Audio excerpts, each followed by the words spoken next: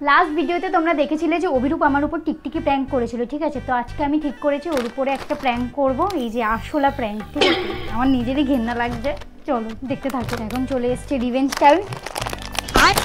আমি চিপসের মধ্যে আরশোলাটা রেখে দেবো। রুকো যারা, সবার করো। ও বাইরে গেছে, ঠিক আছে?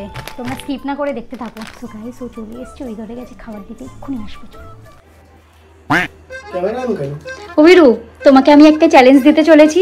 10 সেকেন্ডের মধ্যে তুমি যদি এই চিপসটা খেয়ে শেষ করতে পারো তাহলে তোমাকে জুডিও থেকে একটা শপিং করাতে নিয়ে যাবো। এক্ষুনি যাবো, এক্ষুনি তাড়াতাড়ি খাও। 10 সেকেন্ড। 10 সেকেন্ড কোনো ব্যাপার নেই, লেকিন 1 second. It was at this moment that he knew. Ha Ha Ha.